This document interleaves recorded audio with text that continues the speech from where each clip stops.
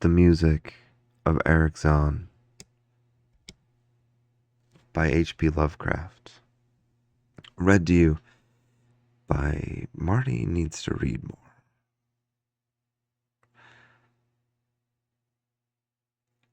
I have examined maps of the city with the greatest care, yet have never again found the Rue d'Orsay. These maps have not been modern maps alone, for I know that names change. I have, on the contrary, delved deeply into all the antiquities of the place, and have personally explored every region of whatever name which could possibly answer to the street I knew as the Rue d'Orsay.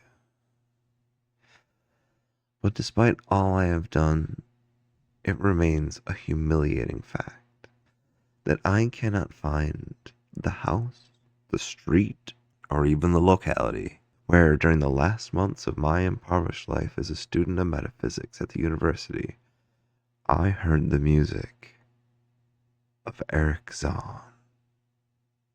That my memory is broken, I do not wonder, for my health, physical and mental, was gravely disturbed throughout the period of my residence in the Rue d'Orsay, and I recall that I took none of my few acquaintances there. But that I cannot find the place again is both singular and perplexing, for it was within half-hour's walk of the university, and was distinguished by peculiarities which could hardly be forgotten by anyone who had been there.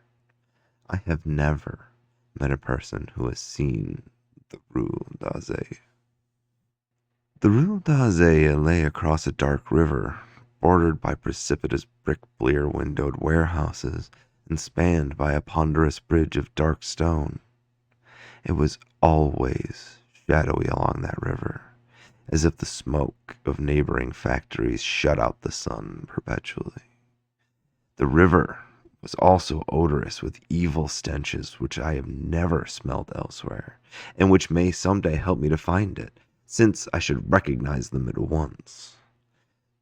Beyond the bridge were narrow cobbled streets with rails, and then came an ascent, at first gradual, but incredibly steep as the Rue d'Orsay was reached. I have never seen another street as narrow and steep as the Rue d'Orsay. It was almost a cliff, closed to all vehicles, consisting in several places of flights and steps, and ending at the top in a lofty ivied wall. Its paving was irregular, sometimes stone slabs, sometimes cobblestones, and sometimes bare earth with struggling greenish-gray vegetation. The houses were tall, peak-roofed, incredibly old, and crazily leaning backward, forward, and sideways. Occasionally, an opposite pair, both leaning forward, almost met across the street like an arch. And certainly they kept most of the light from the ground below. There were a few overhead bridges from house to house across the street. The inhabitants of that street impressed me peculiarly. At first, I thought it was because they were all silent and reticent, but later decided it was because they were all very old. I do not know how I came to live on such a street, but I was not myself when I moved there. I had been living in many poor places, always evicted for want of money, until at last I came upon that tottering house in the Rue d'Orsay, kept by the paralytic Blandot. It was the third house from the top of the street, and by far the tallest of them all. My room was on the fifth story, the only inhabited room there, since the house was almost empty. On the night I arrived, I heard strange music from the peaked garret overhead, and the next day asked old Blandot about it. He told me it was an old German viol player, a strange dumb man who signed his name as Erich Zann, and who played evenings in the cheap theater orchestra, adding that Zann's desire to play in the night after his return from the theater was the reason he had chosen this lofty and isolated garret room, whose single gabled window was the only point on the street from which one could overlook the terminating wall at the declivity and panorama beyond. Thereafter, I heard Zann every night, and although he kept me awake, I was haunted by the weirdness of his music.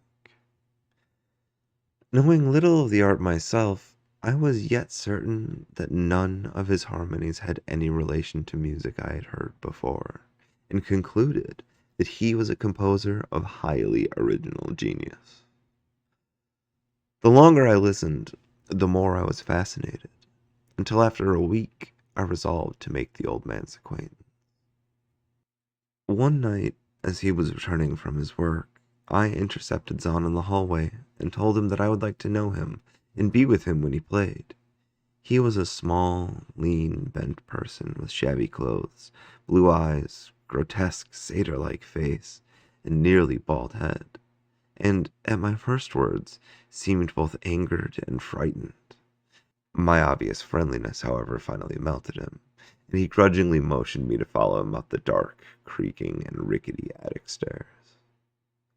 His room, one of only two in the steeply pitched garret, was on the west side, toward the high wall that formed the upper end of the street.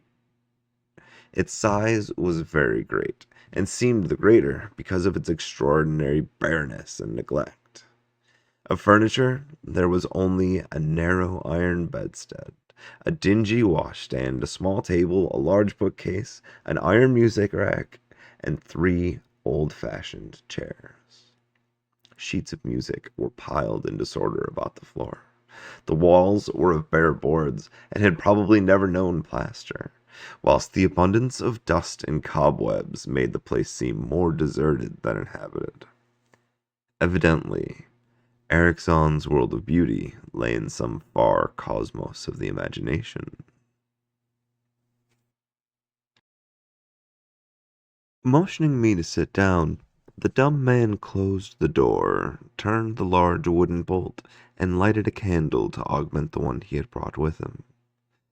He now removed his viol from its moth-eaten covering, and, taking it, seated himself in the least uncomfortable of the chairs. He did not employ the music rack, but, offering no choice, and playing from memory, enchanted me for over an hour with strains I had never heard before. Strains which must have been of his own devising. To describe their exact nature is impossible for one unversed in music. They were a kind of fugue with recurrent passages of the most captivating quality. But to me, were notable for the absence of any of the weird notes I had overheard from my room below on other occasions. Those haunting notes I had remembered, and had often hummed and whistled inaccurately to myself. So, when the player at length laid down his bow, I asked him if he would render some of them. And as I began my request, the wrinkled, satyr-like face lost the bored placidity it had possessed during the playing, and seemed to shew the same curious mixture of anger and fright which I had noticed when I first accosted the old man. For a moment, I was inclined to use persuasion, regarding rather lightly the winds of senility, and even tried to awaken my host's weirder mood by whistling a few of the strains to which I had listened the night before. But I did not pursue this course for more than a moment, for when the dumb musician recognized the whistled air, his face grew suddenly distorted with an expression wholly beyond analysis, and his long, cold, bony right hand reached out to stop my mouth and silence the crude imitation. As he did this, he further demonstrated his eccentricity by casting a startled glance toward the lone curtained window, as if fearful of some intruder, a glance doubly absurd, since the garret stood high and inaccessible, above all the adjacent roofs, this window being the only point on the steep street, as the concierge had told me, from which one could see over the wall at the summit. The old man's glance brought Blandot's remark to my mind, and with a certain capriciousness I felt a wish to look out at the wide and dizzying panorama of moonlit roofs and city lights beyond the hilltop, which, of all the dwellers in the Rue d'Azay, only this crabbed musician could see. I moved toward the window, and would have drawn aside the nondescript curtains when, with a frightened rage even greater than before, the dumb lodger was upon me again, this time motioning with his head toward the door as he nervously strove to drag me thither with both hands. Now, thoroughly disgusted with my host, I ordered him to release me, and told him I would go at once. His clutch relaxed, and as he saw my disgust and offense, his own anger seemed to subside. He tightened his relaxing grip, but this time in a friendly manner, forcing me into a chair, and then, with an appearance of wistfulness, crossing to the littered table where he wrote many words with a pencil in the labored French of a foreigner. The note which he finally handed me was an appeal for tolerance and forgiveness. Zann said that he was old, lonely, and afflicted with strange fears and nervous disorders connected with his music and other things. He had enjoyed my listening to his music, and wished I would come again and not mind his eccentricities. But he could not play to another his weird harmonies, and could not bear hearing them from another, nor could he bear having anything in his room touched by another. He had not known until our hallway conversation that I could overhear his playing in my room, and now asked me if I would arrange with Blandot to take a lower room, where I could not hear him in the night. He would, he wrote, defray the difference in rent. As I sat deciphering the execrable French, I felt more lenient toward the old man. He was a victim of physical and nervous suffering, as was I, and my metaphysical studies had taught me kindness. In the silence, there came a slight sound from the window.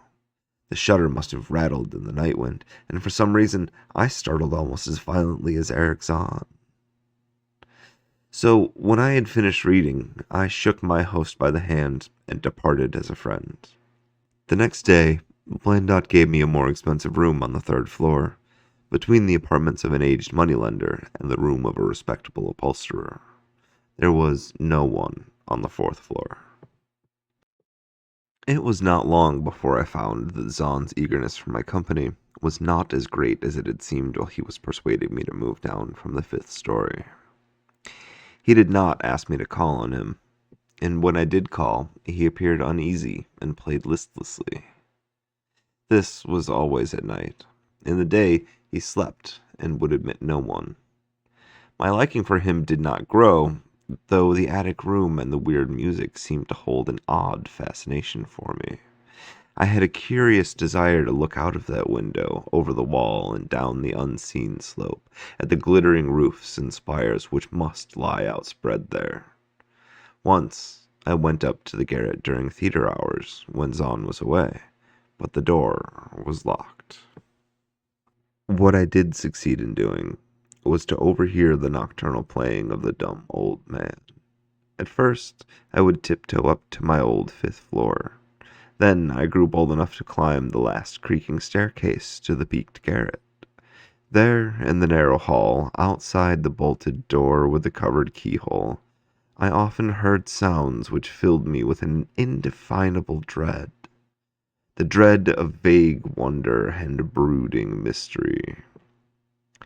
It was not that the sounds were hideous, for they were not, but that they held vibrations suggesting nothing on this globe of earth, and that at certain intervals they assumed a symphonic quality which I could hardly conceive of as produced by one player. Certainly, Erich Zann was a genius of wild power. As the weeks passed, the playing grew wilder, whilst the old musician acquired an increasing haggardness and furtiveness pitiful to behold. He now refused to admit me at any time, and shunned me whenever we met on the stairs. Then one night, as I listened at the door, I heard the shrieking viol swell into a chaotic babble of sound, a pandemonium which would have led me to doubt my own shaking sanity had there not come from behind that barred portal a piteous proof of the horror that was real, the awful, inarticulate cry which only a mute can utter, which rises only in moments of the most terrible fear or anguish.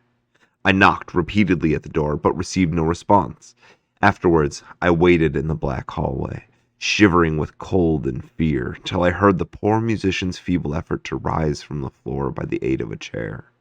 Believing him just conscious after a fainting fit, I renewed my rapping, at the same time calling out my name reassuringly. I heard Zann stumble to the window and close both shutter and sash, then stumble to the door, which he falteringly unfastened to admit me. This time, his delight at having me present was real, for his distorted face gleamed with relief while he clutched at my coat as a child clutches at his mother's skirts. Shaking pathetically, the old man forced me into a chair whilst he sank into another, beside which his viol and bow lay carelessly on the floor. He sat for some time, inactive, nodding oddly, but having a paradoxical suggestion of intense and frightened listening. Subsequently, he seemed to be satisfied, and crossing to a chair by the table, wrote a brief note, handed it to me, and returned to the table, where he began to write rapidly and incessantly. The note implored me in the name of mercy and for the sake of my own curiosity to wait where I was while he prepared a full account in German of all of the marvels and terrors which beset him. I waited, and the dumb man's pencil flew. It was perhaps an hour later, while I still waited, and while the old musician's feverishly written sheets still continued to pile up, that I saw Zann start as from the hint of a horrible shock. Unmistakably, he was looking at the curtained window and listening shudderingly. Then I half fancied I heard a sound myself, though it was not a horrible sound, but a rather exquisitely low and infinitely distant musical note, suggesting a player in one of the neighboring houses, or in some abode beyond the lofty wall, over which I had never been able to look.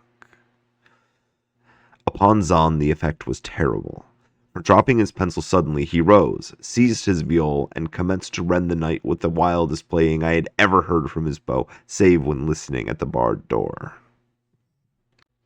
It would be useless to describe the playing of Erich Zann on that dreadful night. It was more horrible than anything I had ever overheard, because I could now see the expression of his face, and could realize that this time the motive was stark fear. He was trying to make a noise, to ward something off or drown something out. What, I could not imagine, awesome though I felt it must be. The playing grew fantastic, delirious and hysterical, yet kept to the last the qualities of supreme genius which I knew this strange old man possessed. I recognized the air. It was a wild Hungarian dance, popular in the theaters, and I reflected for a moment that this was the first time I had ever heard Zann play the work of another composer. Louder and louder, wilder and wilder, mounted the shrieking and the whining of that desperate viol. The player was dripping with an uncanny perspiration, and twisted like a monkey, always looking frantically at that curtained window. In his frenzied strains, I could almost see shadowy satyrs and bacchanals dancing and whirling insanely through the seething abyss of clouds and smoke and lightning. And then I thought I heard a shriller, steadier note that was not from the viol, a calm, deliberate, purposeful, mocking note from far away in the west. At this juncture, the shutter began to rattle in a howling night wind which had sprung up outside, as if in answer to the mad playing within. Zann's screaming viol now outdid itself, emitting sounds I had never thought a viol could emit. The shutter rattled more loudly, unfastened, and commenced slamming against the window. Then the glass broke shiveringly under the persistent impacts, and the chill wind rushed in, making the candles sputter, and the rustling of the sheets of paper on the table where Zann had begun to write out his horrible secret. I looked at Zann, and saw that he was past conscious observation. His blue eyes were bulging, glassy, and sightless, and the frantic playing had become a blind, mechanical, unrecognizable orgy that no pen could even suggest. A sudden gust, stronger than the others, caught up the manuscript and bore it toward the window. I followed the flying sheets in desperation, but they were gone before I reached the demolished panes. Then I remembered my old wish to gaze from this window, the only window in the Rue d'Azay from which one might see the slope beyond the wall and the city outspread beneath. It was very dark, but the city's lights always burned, and I expected to see them there amidst the rain and wind. Yet, when I looked from that highest of all gabled windows, looked while the candles sputtered and the insane viola howled in the night wind, I saw no city spread below, and no friendly lights gleaming from the remembered streets, but only the blackness of space illimitable. Unimagined space, alive with motion and music, having no semblance to anything on earth. As I stood there, looking in terror, the wind blew out both candles in that ancient peaked garret, leaving me in savage and impenetrable darkness, with chaos and pandemonium before me, and the demon of madness of that night-baying viol behind me. I staggered back in the dark, without the means of striking a light, crashing against the table, overturning a chair, and finally groping my way to the place where the blackness screamed with shocking music. To save myself and Erich Zann, I could at least try, whatever the powers opposed to me. Once I thought some chill thing brushed me, and I screamed, but my scream could not be heard over that hideous viol. Suddenly, out of the blackness, the madly sawing bow struck me, and I knew I was close to the player. I felt ahead, touched the back of Zann's chair, and then found and shook his shoulder in an effort to bring him to his senses. He did not respond, and still the viol shrieked on without slackening. I moved my hand to his head, whose mechanical nodding I was able to stop, and shouted in his ear that we must both flee from the unknown things in the night. But he neither answered me nor abated the frenzy of his unutterable music, while all through the garret strange currents of wind seemed to dance in the darkness and babble. While my hand touched his ear, I shuddered, though I knew not why until I felt the still of his face, the ice-cold, stiffened, unbreathing face, whose glassy eyes bulged uselessly into the void, and then, by some miracle finding the door and the large wooden bolt, I plunged wildly away from that glassy-eyed thing in the dark, and from the ghoulish howling of that accursed viol whose fury increased even as I plunged. Leaping, floating, flying down those endless stairs through the dark house, racing mindlessly out to the narrow, steep, and ancient street of steps and tottering houses, clattering down steps and over cobbles to the lower streets of the putrid canyon-walled river, panting across the dark great bridge to the broader, healthier streets and boulevards we all know. All these are terrible impressions that linger with me, and I recall that there was no wind, and that the moon was out, and that all of the lights of the city twinkled. Despite my most careful searches and investigations, I have never since been able to find the Rue d'Azay. But I am not wholly sorry, either for this or for the loss in undreamable abysses for the closely written sheets which alone could have explained the music of Erich Zann.